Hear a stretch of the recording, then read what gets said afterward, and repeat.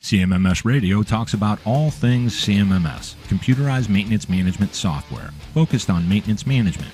It's the people, the process, and the culture that make your CMMS journey a success. All right, everybody, welcome back to CMMS Radio. You see this young lady on screen. It's Nush Ahmed, and we have been working on doing this episode for a long time. So she has been doing a lot of stuff over the last year. It's actually more than that. I originally met her online. I saw some stuff she was doing that I thought was super cool. She was doing some work on one of her trucks, and then I watched her putting out some other stuff, and then I started figuring out she was all about these skilled trades. I'm huge on that. So first, shout out to All Within My Hands. Love those guys. I love Metallica. Everybody knows I am a proud supporter. CMMS Radio is a proud supporter of All Within My Hands. They support the skilled trades, especially through the Metallica Scholars Program. I want to give another shout out to Shop Floor Coffee. Love those guys. If you haven't tried it, you got to get some, and you can use the discount code CMMS10. You get 10% off on your first order. And here's why I do that. I don't get nothing out of it. What I do is I help the skilled trades by promoting that, because when they get orders, 20% gets right into the skilled trades. They are a big supporter of All Within My Hands. Now, with you, Nush, you've got Sisterhood of the Trades. That's about the skilled trades. You've got NextGen Manufacturing. That's another thing that you work on pretty consistently. And now we got some great news that came out, I think it was late last week, where you are now working at ProShop ERP, which I've had them on, and I just love the fact that you're in there, because I see you as what I would view as an up and comer that's covered a lot of ground. You go to a lot of conferences. You're trying to learn from people.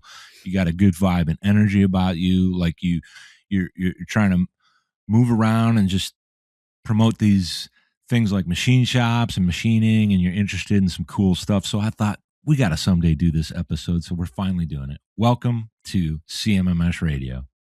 Thank you for having me. That was such a nice intro. Thank you so much. Yeah. Well, so a lot of times, if you ever watch my podcast, you'll see I bring on what I call real deal pros, and these are people that are in the maintenance and reliability space, manufacturing, and then it starts to kind of bleed out from there. It's not really about computerized maintenance management software only. It's about maintenance management and the people in the process. And skilled trades plays a major role in everything we do. Obviously, we're using stuff that was made and manufactured now. We are sitting on things that were made and manufactured or assembled. There's stuff that's produced, and then it's turned into all kinds of cool stuff. How on earth did you get into, and why are you so passionate about the skilled trades? Yeah, well, you mentioned it really perfectly. Everything that I have with me, everything that I'm sitting on and writing with, has been manufactured. And that was something that unlocked something in my brain when I was in tech school. So I started out in tech school for automotive. I attended NASCAR Technical Institute because I wanted to work on cars. And while I'd like to say that that is my passion, it was very short-lived, because it was very hard to break into the automotive field and get paid a decent amount to be able to pay rent. So I was looking at these signs all over the school that said CNC machining, and it stood out to me that it was $19 an hour entry level. So I was like, okay, let me apply for this. It's in an automotive school. If it's in an automotive school, it's probably automotive related, right? Mm-hmm. Mm-hmm. Obviously, I was very much wrong, but I was kind of close, because the first job I got right when I was still in school was at a gear manufacturer for automotive parts. So I was like, oh, look, like I'm making car parts. Wait a minute, I'm into cars. Doesn't that mean I can make my own car parts, like for my own vehicle? And from there, it just kind of snowballed. I started to do more research on different things you could machine, where I could possibly fit my way into, a machine shop that made motorsport parts, which that's what I did after graduation. And that was really cool. And from there, I started just posting on LinkedIn because I wanted more opportunities. I wanted to learn more. I was doing mainly just operation and setup, and I wanted to kind of get into the nitty gritty of like the whole process. I wanted to understand everything. So thanks to my LinkedIn connections, actually, I was able to get a job in quality inspection at an aerospace manufacturer. So that was something that I was not used to at all, like going from, being on the floor making parts that, I mean, obviously they had to be precise, but not to the same degree that rocket parts are.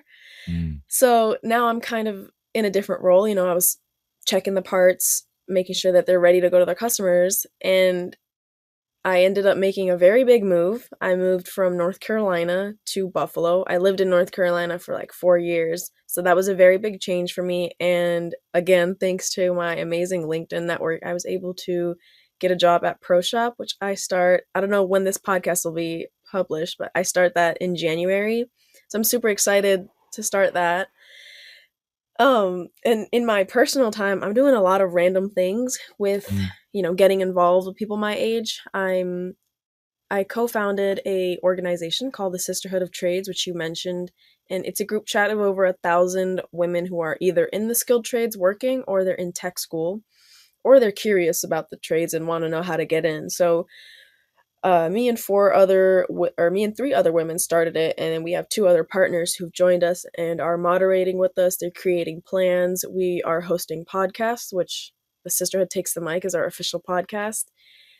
And there's so much, because speaking of podcasts, I have another podcast called NextGen MFG. And actually the MFG stands for motherfucking G, like, like the GOAT, because I really think other people's stories are super important. Like, I've been blessed to be able to tell my story so much, to be able to, have this mic. That shout out Greg. Greg sent me this mic. But like, I've been able to do all these amazing things because of, putting myself out there. So I wanted to have an opportunity to give other people that chance and that spotlight. And that's kind of why this whole thing started, really. Yeah. Yeah. Yeah. So, like, all of that, I think back, like, speaking of the mic, just to get that out of the way, I remember you were doing something and you posted something and I hit you up and I said, "Hey, what's this about? How's that working for you?" And you said, I need to generate a little bit of funding. I don't need very much because I want to get a mic." And I was like, I got an extra mic. Why don't I just send it to you? And then before I sent it, because I still have that one here, I was like, you know what? I'll just get you the setup with the Yeti, because it's just an easier way. And I went through a few mics, and that you can just roll with that for a long time until you want to go super big, and you don't even have to. It's all about this This is an authentic amazing mic. conversation. This is I a think really great mic. I think it works well. I mean, I'm using the Right? exact same thing, and I've got some higher end stuff, but I like to just plug stuff in and just hit record, man. Right. It's This is it's so easy. And I could honestly take it around with me places. Like, it doesn't have to, one, be on the boom arm, and two, I can take it with my laptop, connect it from the airport if I really wanted to, and yeah, like host a little podcast over there. So like for that's sure. really cool. So this thing about how you leverage the network. Now, I shouldn't say leverage the network, but this idea behind network is really important. But you were talking about this whole thing, and you mentioned aerospace and being in that environment. Um, I once, for a period of time when I was young, like maybe a little bit younger than you are, worked in a machine shop, and I was on a deburring station for aerospace parts. And I did some stuff like that. But do you think, when you were in the machine shop environments and now with what you do, and you're going to get a ton of exposure to this when you're with ProShop ERP, and shout out to Paul Van Meter. I Yes, shout mean, out for Paul. sure. Yeah, yeah, yeah. You having the opportunity to work with him under his mentorship, guidance, and do great things, that's going to be top to bottom awesome. You already know that, but when I saw that news, I was stoked for you. Do Thank you. you Thank you. do you get much exposure to the maintenance side of things? So typically what I'm talking about is when you're in a machine shop and you've got some individuals. I know you've done a lot from the operator side on different pieces of equipment, making different things. I know you've probably experimented with 3D printing and all these other different kinds of technologies, but have you seen when individuals come in and they do proper maintenance on equipment, therefore it runs better for longer periods of time? And have you also seen when that's not being done and things just don't run right?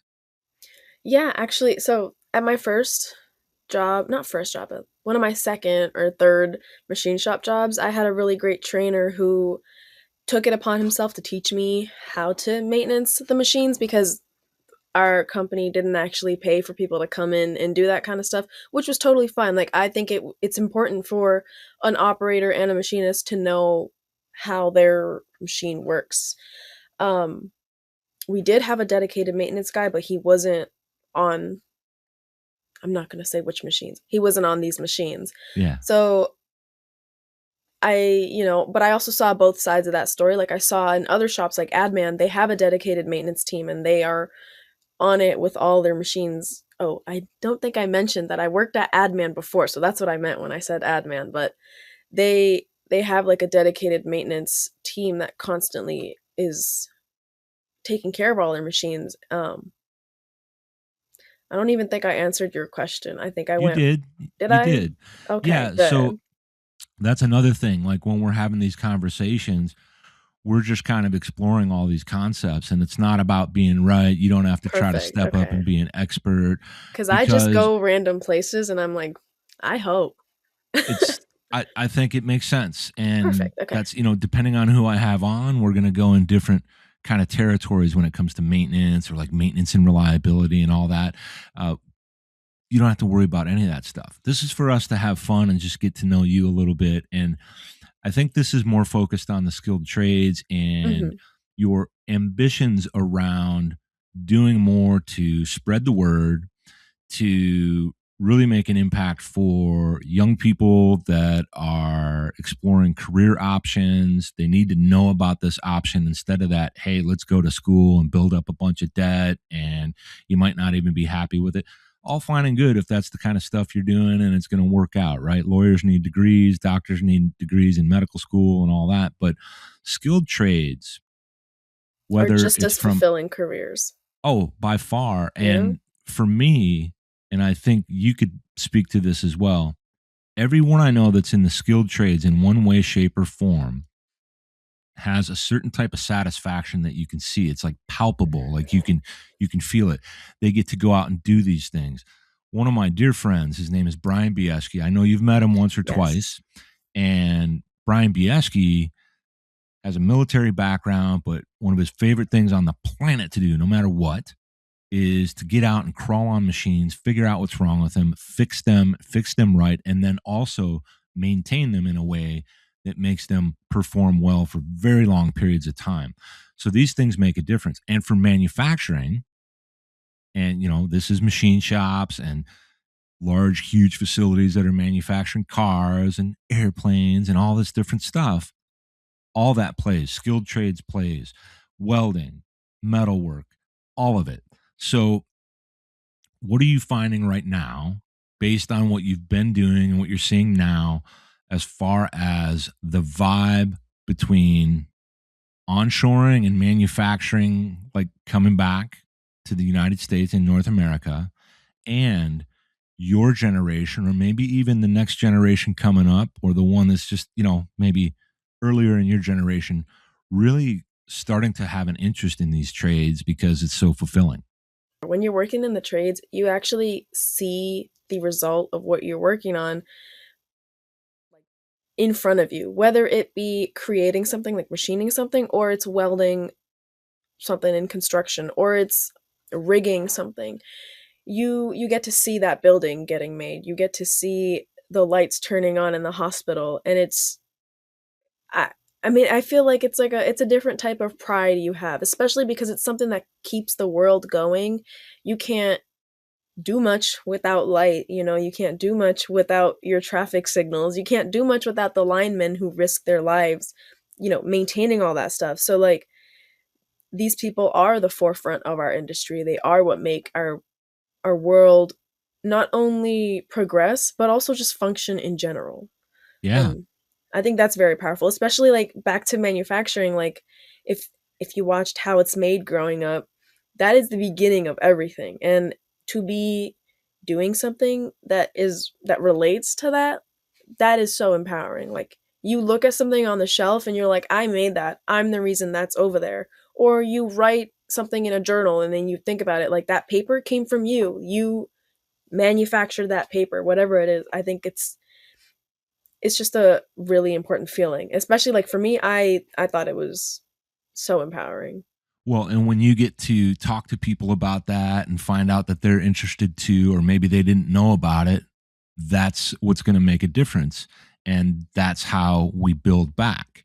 And the trades are so invaluable. I use just the simple generalized concept that people take it for granted. So if everything goes away tonight, tomorrow, who's going to come and fix things, get things going, fabricate things, make things, figure out how to connect the solar because the whole grid went down or anything crazy like that?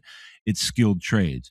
When it's 100 degrees out and your air conditioner fails, you need someone that really knows HVAC and how to fix it, not just trying to figure it out yourself unless you have that skill set Then that's to more fix power it. to you. More power to you. But like Yeah. people need to realize like things like that aren't dark, dirty, dingy jobs. Like it's not something to look down on. I mention all the time, it's not plan B. Like this stuff is important and it's what makes your again, your whole infrastructure run. And like I'm this might be a little bit controversial, but like city people don't really even think about that stuff. And I'm saying that as a city person. I was born and raised in the city, so I feel like I can say that. And they don't ever think about, the semi truck driver that's broke down on the side of the road waiting for someone to come help them. They don't think about the construction worker that's building the high rise that they're going to live in. Um, Well, how about this? You're sitting at home, you come home from your city job, and maybe it's the weekend, and there's a burst pipe all of a sudden because someone was working on their house with a crew and they cracked open a main. mhm. You're going to need other skilled trades to come in and To solve come that and help problem that quickly. exactly. It could be electric, it could be anything. I even think about first responders that are, in a sense, kind of a part of a specialized skilled trades when it comes to these certain types of emergencies. We had one here where there was a gas pipe that some less than skilled tradespeople were Oh, working on a house, and they busted open the gas main. That's oh pretty wow. serious. Yeah. And most people don't know how to handle that right now unless they've been in these environments. So who shows up when we start making all the calls and we're standing a block away and it's like, whoa, this is getting strong? It's the fire department, and it's also the utility company that sends their skilled tradespeople. So you've got this whole kind of crew. We take it for granted. We We love do. these phones, right? To stay connected and do our things and keep up with stuff, but they have to be made. We love our homes. We're here, we're relaxed, we're on a podcast, we're just chopping it up, right? But you've got the heating and the air conditioning depending on time of year. For you, it's heat, right? Oh Buffalo. yeah. For me it's And heat. the microphone, it was made. So The that's really clothing cool I'm stuff. wearing, People that's like one of the things I bring up to somebody who's like, "Oh, well, it's not that important." What are you wearing? It was How made. how did you get that? Oh, it was handmade. Okay, but how did it get before that? You know? How were the That's right. materials made? So like Well, that's also what I like to add. Like if someone rebuttals, oh, it was handmade. Okay, how was the material sourced? How was it made? How was it planned? yeah, that's Not you're handmade, right? you're right. Well, you remember the crocheting and the knitting that you did. Exactly, yes. That has to be produced. It has to be sourced and produced. And again, those people are skilled. And it doesn't matter if they're in some random part of the world and it's not as sophisticated as what we think it should be. It's still a skilled trades approach to Yes, these things and these processes. exactly. Let me Speaking of ask you, crocheting, sorry, I just wanted to mention you yeah, mentioned crocheting and literally as I was in like getting really into that, I started looking up like videos of yarn plants and there was actually one close to where I live but it was shut down, but they do it's not a how it's made video, but they do have a video on YouTube of a spinning plant, which is pretty cool. But anyways, sorry, your yeah, question? no, you're good. I've seen stuff maybe on TV or documentary about how things are sourced in different regions of the world, and I'm fascinated by that stuff because not only is it interesting, but at some point it touches your life, right? Oh, by the way, Exactly. shout out to Reliability X. Those are my guys up in well, they're out of Pennsylvania and all around North America doing cool stuff. So That's why I'm wearing their shirt. I want to make sure I show them some Shout love. out. What I wanted to ask you about is, with this year, you've been at a lot of conferences, and you already earlier we were talking a little bit about IMTS. Shout out to them. Shout Yes. out to MC. And also, we might as well shout out Tony Gunn. He's Yes, always shout on the out. run. Yes, always on the run. um, Literally. so you're comfortable in those bigger, really kind of dense environments of people because you get to talk about things you're interested in and curious about. Is that why it kind of like you're comfortable with that as Honestly, opposed to no, I'm not really like I'm gonna be completely upfront. I yeah, don't really like public speaking. yeah, I'm a very anxious person, but being around people that I know are into the same thing that I am, it doesn't feel like public speaking. It just feels like it's so corny. It feels like a big family. So like I don't feel like I'm pitching anything or I'm like in like an icebreaker sort of situation. I just feel like I'm learning about other people and they're learning about me. So that's kind of how I think about it. And plus I feel like I feel like it's a cool experience for me because I get to like hand out business cards and I get to kind of be more on the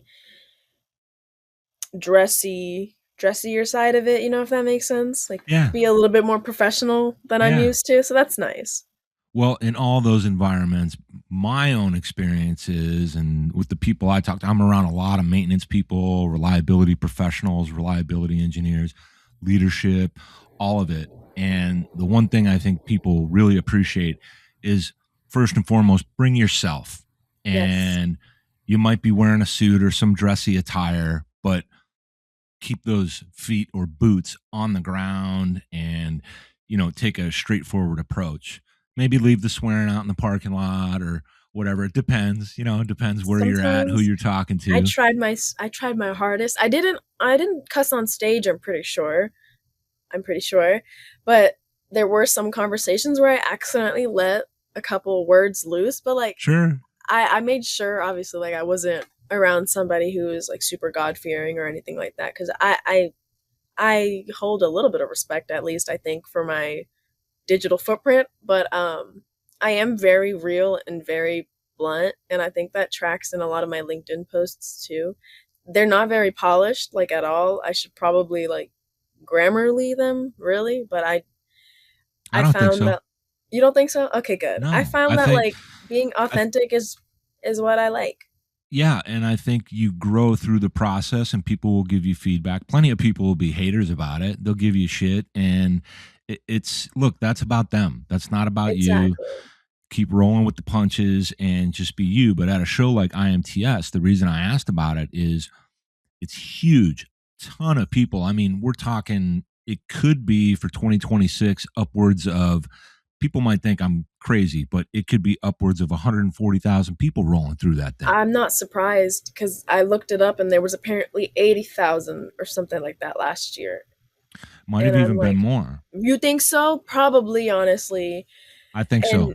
And it was honestly so exhilarating, like, because that sounds crazy. It just felt, it was such an adrenaline rush to be in that big crowd, seeing all these machine dealers and equipment manufacturers that I've only ever seen either on LinkedIn or on YouTube or stamped on the side of the fridge that I own. You know what I mean? Like, Look, but they're real. you got to see a Fanuc pick up A and move Corvette, around a yes. Corvette. And that right there is bucket list, if you ask me. Exactly.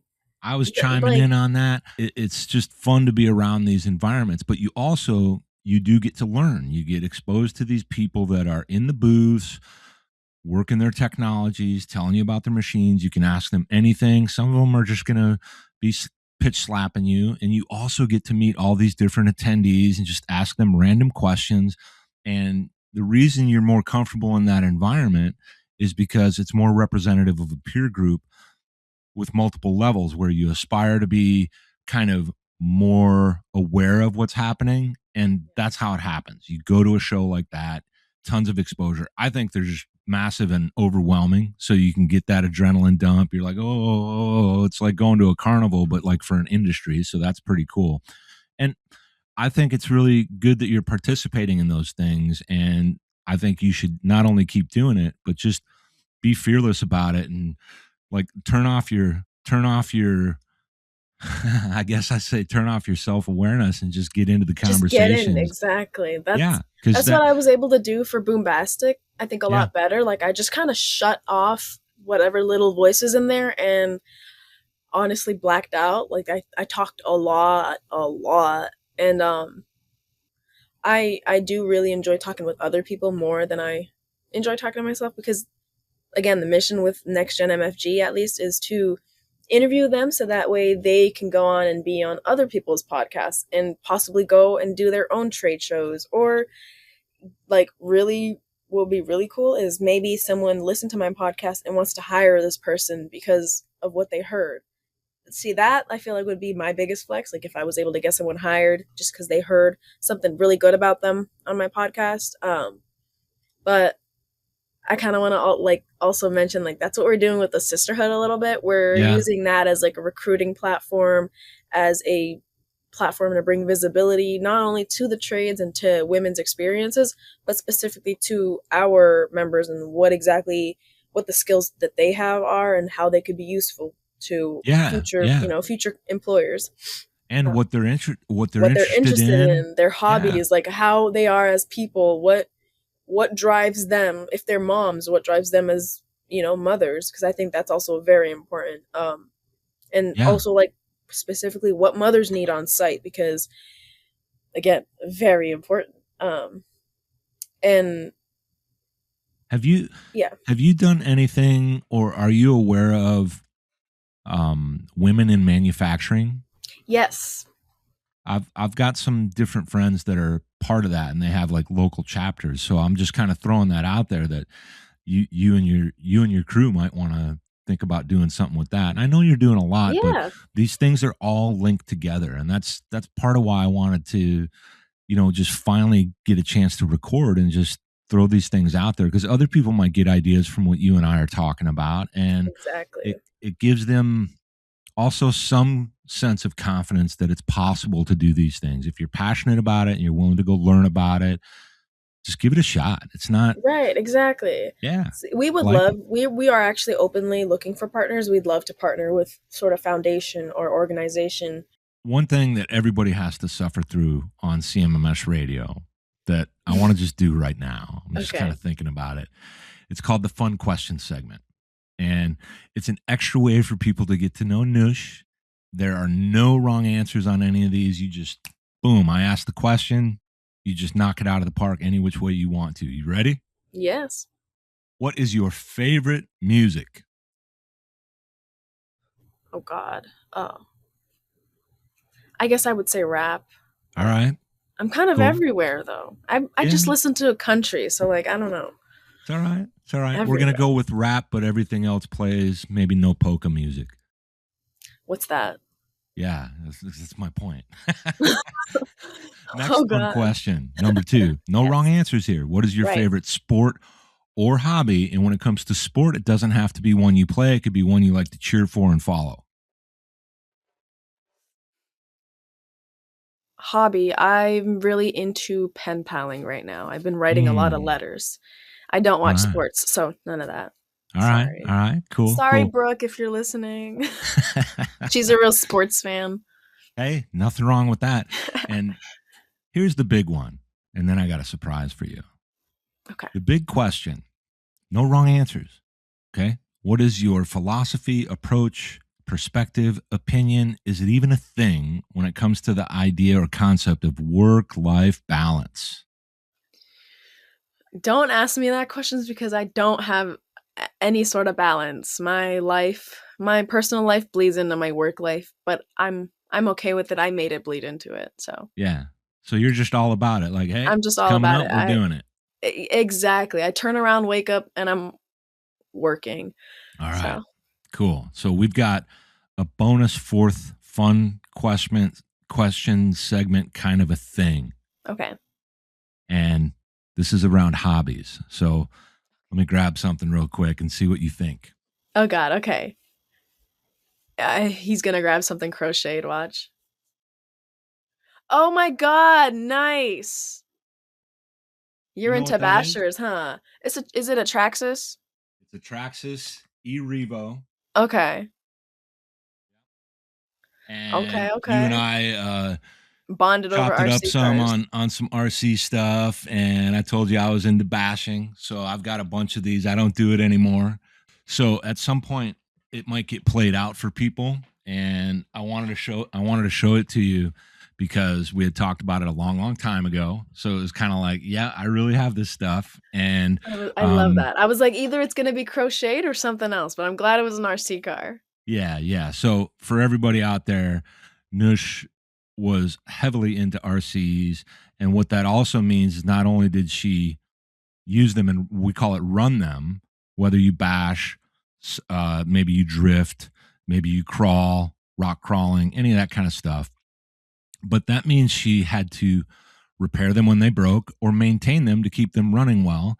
And that kind of fits into the idea of maintenance. It fits into the idea of skilled trades. It's kind of a tinkering thing, and it's a curious thing. So I just wanted to do that. Yeah, and I'll actually raise you up one. I was even printing parts for the RC cars, so I was even manufacturing things for them. There you Um, go. I mainly started doing like when I got into RC drifting, it was mainly just I turned into a factory, like making seats and exhausts, but um well, not butts, because when I printed stuff for bashers, I stripped everything immediately. So yeah. That's Bashers don't really like PLA parts if anyone is listening and wants to print something for their RC. Uh maybe try PetG. There you go. There you go. And anybody, if you don't know what that is, check it out. Maybe you like it. Oh Maybe you're yeah. not into it. It's all good. Nush Ahmed, and I'm Yes. going to say with ProShop ERP, effective January, Yes. thank you for being here with me on CMMS Radio. Thank you for having me. You got it. Did you find this episode helpful? Please send us some feedback, suggest a topic, or ask a question. Reach out to CMMS Radio if you need a co-pilot on your CMMS project. Visit CMMSradio.com and use the What's on Your Mind link. Thank you for tuning in to CMMS Radio, your resource for all things CMMS, from selection to implementation, to help you make better choices, learn from industry experts, and have a successful CMMS journey.